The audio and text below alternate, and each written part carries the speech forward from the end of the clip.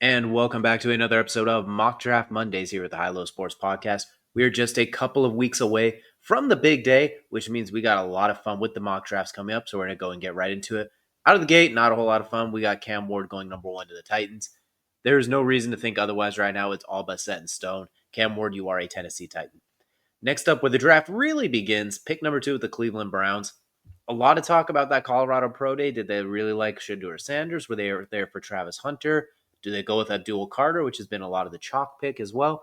There's a lot of fun they can have here. We're going to go with Travis Hunter. We're going to buy into it just a little bit and put Travis Hunter on the Browns. Arguably best player in the draft. Put him receiver, let him moonlight at DB. Put him at DB, let him moonlight at receiver. Either way, the Browns need a good amount of playmakers, and he gives you the opportunity to get 2 for 1. Next up, the Giants at pick number 3. We're having fun again, boys. Last week we brought in trades, and we're going to do trades once again. So we're going to have the New York Giants actually trading out of pick number 3. They're not going to go too far back, though. I'm going to have them trade back with Carolina, who we're going to say maybe a third. Just ignore the compensation here. We're just going to click whatever buttons are necessary to make it go through. But more or less, the point is Carolina is going to jump up from pick number 8 to pick number 3 with the opportunity to take arguably the best player in the draft in Abdul Carter. After trading Brian Burns to the Giants, they need a pass rusher desperately. I think what they saw down the stretch with Bryce Young on that offense gives them a little bit of hope. So in this case, when they see Abdul Carter slip, the Giants with Thibodeau, Dexter Lawrence, as well as Brian Burns, they're probably not in the mood for edge rusher. And I don't know if they're going to take Shedeur. If they're not in love with Shedeur, I think it opens up the chance to get more picks here. So we're going to go Abdul Carter going to the Panthers. Pick number 4 with the New England Patriots. This is another opportunity. I can see them going receiver, but I can also see them trading back as well. We're going to have them stick and pick here for now. We're going to go with Will Campbell, the offensive lineman out of LSU. Put him at tackle. I think he's going to be very good. If he doesn't work at tackle, there's no reason to think he won't play guard. I know there's a lot of talk about the arm length. I'm not worried about that. He's a very good offensive lineman. Keep Drake May upright. You invested a lot into him. You spent a lot on defense in the offseason. Spend some on the offensive line. Let this draft be an offensive draft. Pick number 5, the Jacksonville Jaguars. Another opportunity where I could see some trade possibilities here. We're going to stick and pick for now. Mason Graham is the hot topic. I really do think that's a good. It makes a lot of sense for sure. I'm looking here because I do kind of think trading back would make a lot of sense for him because I do think they like some of those other interior defensive linemen as well. Because I look at the board, though, there's not a whole lot of contenders I think that want to necessarily fly backwards. You're going to come up for Graham, Jeanty, maybe Warren, Membu, one of those guys. Nobody here screams, hey, come up and get them. So we're going to have them stick and pick with Mason Graham for now. But I do see Kenneth Grant, Walter Nolan, guys that might even be just as high on their boards that they might be willing to trade back for. But for now, we're going to go with Mason Graham to the Jaguars, although I very much can see that changing. Vegas, the hot pick for them has been Ashton Jeanty as of late. And I think that is very much on the board. However, with such a deep running back class, I do think they look at receiver, and I like Tech McMillan. You have Brock Bowers, who could work as that H tight end and slot option. You have Jacoby Myers, could be able to do a lot of the same stuff from the Z. Then what they need is a big X receiver that could be on the outside with a one-on-one. I think Tech McMillan gives you a lot of those options. You can move him around. He's not necessarily going to fight somebody on that side. He's not a T. Higgins dominant threat, but he is a big body, can move. I like Tech McMillan. To the Raiders, give Geno Smith, who they just invested in, some more weapons. Jets at pick number 7. I've been doing Tyler Warren there a lot, and I think it does make sense. But I really think offensive line. You have Elijah Vera Tucker. That's great. You brought in Olu Fashanu last year. That is great. I think they continue on that trajectory, bring in Armin Membu, really fortify that front 5 so Justin Fields, Breece Hall, Garrett Wilson, them can really get themselves rolling. Giants now at pick number 8. Shedeur Sanders is right there. I'm thinking about it, but I'm going to say they're going to pass on him because I think they're going to stick with Jameis as well as Russ. I think it should be Jameis. We'll see what they do with that because they need to win this year. They need to be decent. They need someone that could contribute right now. If you bring in Shedeur, he might be better than those guys, but that was a bad team last year. So we're going to say they actually go a little outside of the box and they take Will Johnson, the corner. You know what? We're going to go even further outside the box. We're going to give him Jedi Barron, the corner from Texas, because I think he could show some versatility from the nickel as well as a little bit in the slot. I think you can move him all around. I think a lot of teams are going to have a high first-round grade on him, maybe even higher than Will Johnson. I like Will Johnson a little bit more, but if you saw Kelsey and I's top 10 prospects a few weeks ago, I think they're both top 10 guys in the draft overall. So I'm going to give them Jedi Barron with a little bit of a surprise factor early on. Next up, we have the Saints at number 9. Shedeur Sanders is right there, but I think he's going to continue to slide after what they did with Derek Carr and his salary cap. I think they're going to hold tight a little bit. I like Jalen Walker. They do need some edge help. They need to more or less add a little bit to the future for that defense because it is getting old. Will Johnson be a great pick there? And that's exactly where we are going to go with things. They did trade Marshawn Lattimore. They need another corner. They got Marshawn Lattimore, I think, about pick 12, 13 at some point, if I'm not mistaken. I think they try and replicate that with Will Johnson. Pick number 10, Chicago Bears. Ashton Jeanty he's been the darling of the ball. He's the top 3 player in the draft, in my opinion. He's been the belle of the ball. Either him going here or to the Raiders makes a ton of sense. What I'm going to do is I'm going to send Kelvin Banks there, though. I think there's a really good running back class. You can get Amarian Hampton later, Judkins, Travion Henderson, Caleb's from Iowa. There's a lot of really, really good running backs available. And they do have one good one in DeAndre Swift. So I do think they will see the value of that, but Ben Johnson knows. You need the front 5 guys. You need some dogs on the offensive line. Kelvin Banks, you could put it either tackle, you could kick him inside. This gives you a little bit of versatility. You brought in Tooney. You also have Darnell Wright, Braxton Jones. I think they continue to fortify that front 5 in front of Caleb Williams. Next up, the San Francisco 49ers at pick number 11. Another very viable team to move up, down, left, right, back, however they need to. We're going to have them stick and pick for now. I think they're going to look at the edge position. They're going to look someone opposite Nick Bosa to get after the quarterback, somebody to really help them get after it. I like Jalen Walker. I like the edge out of Georgia. Arguably the best edge, not named Abdul Carter. Could very easily go in the top 10. If Carolina doesn't trade up, I could see him being the pick there at 8. So we're going to say they added a little bit more edge pressure to get after the Kyler Murrays, the Matthew Staffords, Sam Darnold, whoever is going to be slinging it in Seattle. They need to get after the quarterback. Number 12, Ashton Jeanty is right there for the taking. It makes a ton of sense. However, they're going to go ahead and they're going to stick and pick. I'm just kidding. We're going to mix it up here. We're going to go with Matthew Golden, the receiver out of Texas. I think they're going to look to add somebody opposite CeeDee Lamb, somebody to really help the passing game. You've invested so much in CeeDee and Dak. Matthew Golden can fly down the sidelines. Some people might have him as receiver 1 or 1B, depending on what you do with Travis Hunter. He's explosive. He's awesome. I think they're going to look to add a little bit of extra spice in the offense with him. Gives them another playmaker. Pick number 13, Miami Dolphins. We have ourselves another trade. This one is where we're going to fly a little bit off the rails here. I hope everyone is buckled in. We're not just going to – we're going to go to Cincinnati. We're going to say Cincinnati finds a way to climb up the draft just a few spots to take Ashton Jeanty, just to be absolutely asinine in the most wacky way possible. By the way, St. Shedeur Sanders is a suggestion here. This is why I take this all with a grain of salt. But Ashton Jeanty, the running back number 1, top 5 player in the draft, goes to Cincinnati to join T. Higgins, Jamar Chase, Joe Burrow, Mike Gesicki. They are literally going to go all in on we will not need to play defense. We need 1 or 2 timely stops, and we will figure it out. It's going to be like what Alabama does in basketball. Their defense is their offense, and then Ashton Jeanty can help them control the clock at the end of halves, at the end of games. So they trade up to get arguably a top 3 player in the draft. Colts at pick number 14. Shedeur Sanders here would be so much fun. It really would be interesting to put him there just to add to that absolute chaotic mess that is a quarterback room. I think Jahad Campbell is a very, very live pick here. I think there's a very, very strong chance that he could go here. But we're going to go ahead and stick with the chalk pick for now, and we're going to send Tyler Warren there. And whether it's Anthony Richardson or Daniel Jones, they need playmakers. They need as many as they can. They need to more or less say, all right, if this doesn't work out, we know it's not our team. We know what the issue is. So we're going to give them Tyler Warren, the versatile tight end, who might even play quarterback for them. Who knows at this point? Atlanta at pick number 15.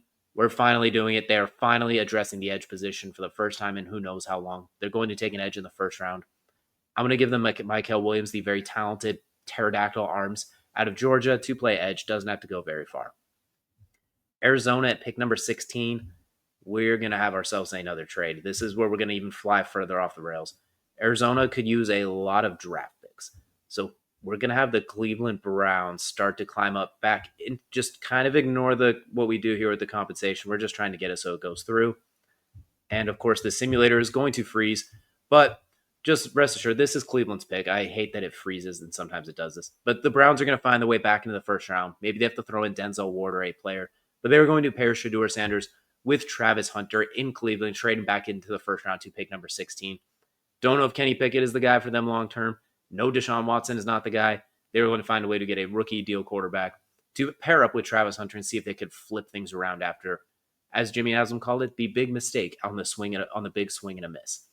Next up, we got Miami at pick number 17. They need to replace Javon Holland. I really like safety. We're going to give him Nick Emenawari. I do think Malachi Starks is a little bit better of a prospect. I think last year's tape wasn't as good compared to the year before. And I think they're going to go Nick Emenawari, the Derwin James-esque athlete that they can move all over the field. Seattle at pick number 18. They could use edge help. Both of these guys make a ton of sense. Receiver help, they could definitely use someone like Emeka Ibuka. They could use someone like Luther Burden to take the top off. Tight end, Colston Loveland make a little bit of sense. I do think offensive line is somewhere they need to look. Tyler Booker makes a ton of sense here. Josh Simmons, just because you have Sam Darnold back there, you don't want him to see ghosts, and Geno Smith was attacked relentlessly the last few years. So I do think those make a ton of sense.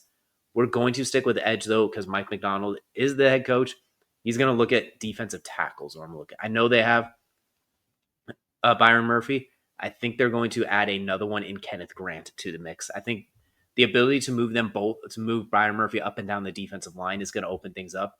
He could play a contain from inside. They're going to have a lot of fun with the fronts. I think it's going to be one of those picks where you're scratching your head, but as we get into the season, it's like, oh, that ended up making a lot of sense. So there's a wacky one with a stick and pick, which is going to lead to Tampa Bay at pick number 19. I like that recommendation here with Shamar Stewart, but we're going to go with Jahad Campbell, the linebacker out of Alabama. He can rush the passer. He's an off-ball linebacker. He can do a little bit of everything to pair with Levante David, similar to what they had with Devin White. They're going to bring that back in Jahad Campbell. Pick number 20, Denver Broncos. Am I going to do it? Yeah, you know what? I think we're going to do it. We're going to give him Omarion Hampton, the running back out of North Carolina. Arguably RB2. I know there's a lot of really good ones. Sean Payton loves his running backs. He loves having multiple of them. So I think they're going to bring Omarion Hampton, a versatile back out of North Carolina that they could use. Maybe not quite to an Alvin Kamara extent, but in a similar vein of somebody they could do multiple things with. Pittsburgh, pick number 21. It would be fun to give them Jackson Dart right here. It would be fun to do that. I'm under the impression that we're going to see Aaron Rodgers here sooner than later. Obviously, grain of salt, once again, we don't know that for sure, but in theory, it makes a ton of sense. So we're going to say they're not going to quite go there. They're going to stick. We're going to move down the board just a little bit. Let's see. Receiver, they are good at. Tight end, they don't really need a tight end. Offensive line, they can always use a little bit of help there, but we're not going to quite go there either. We are going to go to the interior defensive line. This is where we're going to say Walter Nolan goes to pair with Cam Hayward as well as Benton along that 3-4 that they like to run.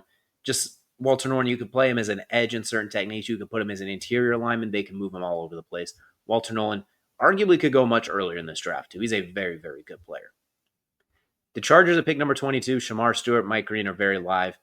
Colston Loveland, it's been the pick I've made a lot, just the Jim Harbaugh connection. We need to get weapons for Justin Herbert. You got Ladd McConkey. A tight end like Colston Loveland, I think, gives them a lot of versatility. And you know what he could do? A capable blocker, even if he's not a good one, a very good receiver, gives him another option. Give Herbert some weapons. Pick number 23, the Green Bay Packers.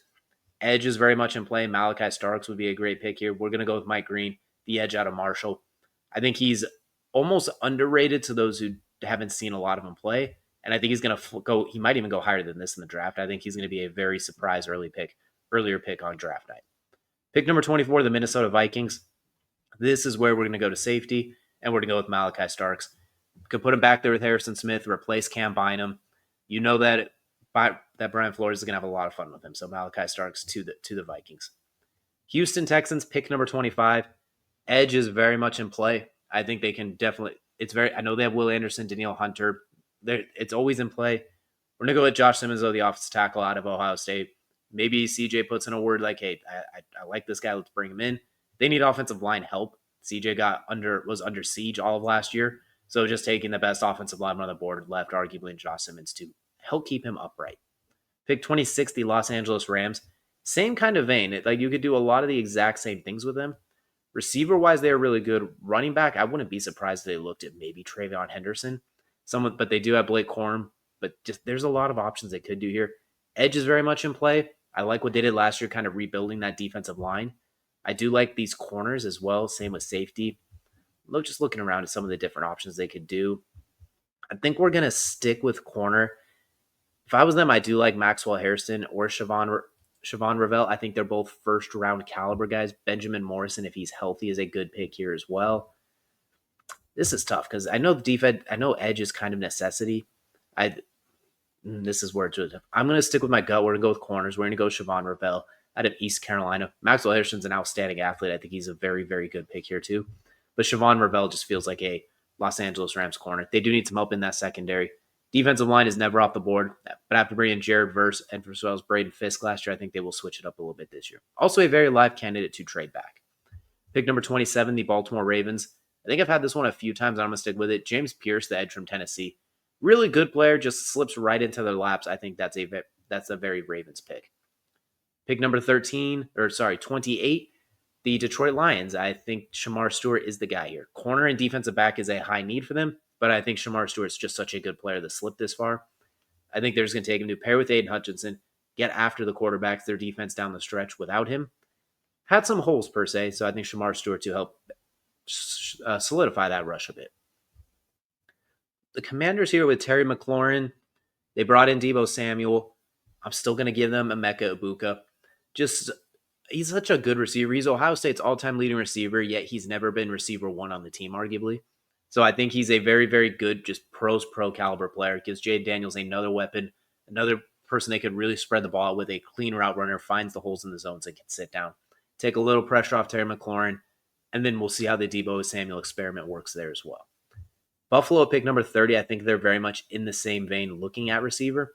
Luther Bird makes a ton of sense. I think he does a lot of the same things that Khalil Shakir does, which is where they might not go there. Isaiah Bond's a really good player. Kyle Williams is really good, so they might not go there. We're going to go running back, and I'm going to continue to say this might be the year of running back.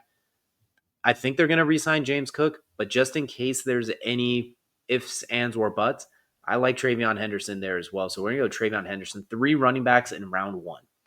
Kansas City, if Tyler Booker is on the board, they should sprint the card there. Same with Gray Zabel. Both of these are the picks to make. We're going to go with, it's Andy Reid. We're going to give him Gray Zabel, tier offensive lineman out of North Dakota State. You traded Joe Thuney. Last year, the offensive line, we saw it in the Super Bowl, got just railroaded and shredded. They need to retool that offensive line. We're going to say Gray Zabel from North Dakota State. And rounding out the first round, Philadelphia, it would be a very Philadelphia move to take Tyler Booker here, or even Derek Harmon, the 2 best players left are, as you can see, they are defensive linemen, or trenches, offensive and defensive linemen. You know what? Let's take a look here. Let's see if there's a good trade candidate for him, because you know what? This is another area where maybe they would consider trading. Maybe the Giants would consider they're not going to trade with the Giants though, so we're not. Pittsburgh is an option, but I think if they have Aaron Rodgers and no second round pick, kind of rules them out too. Scroll around. There's really nobody that I could see trading up into the first round to go after a Jackson Dart. Now that as I look at it, maybe the Raiders think about it, but even then, we're gonna go ahead and just let Philadelphia stick and pick here. I think they're gonna look to the offensive line. Tyler Booker makes a lot of sense, so just continue to solidify the offensive line, build the trenches. They're very much a trade back, but option. But I think Tyler Booker, you know what they do? They take the best player available, especially if he's in the trenches every time. But this is what we have for Mock Draft Mondays. As we head closer and closer to the draft, a lot more fun, a lot more rumors, a lot more hearsay, he say, she say. I think it's going to get a lot more interesting. Today we decided to find a way to get Shedeur and Travis Hunter on the same team again. Let us know down in the comments what you think is going to happen and what you want to see in the next mock drafts. And of course, be sure to turn into our live draft show on the Belly Up Sports YouTube page. Be sure to keep up to date with us and subscribe so you get future updates on that and everything you need to know. We appreciate y'all for watching this Mock Draft Monday with us, and we'll see you all again next week.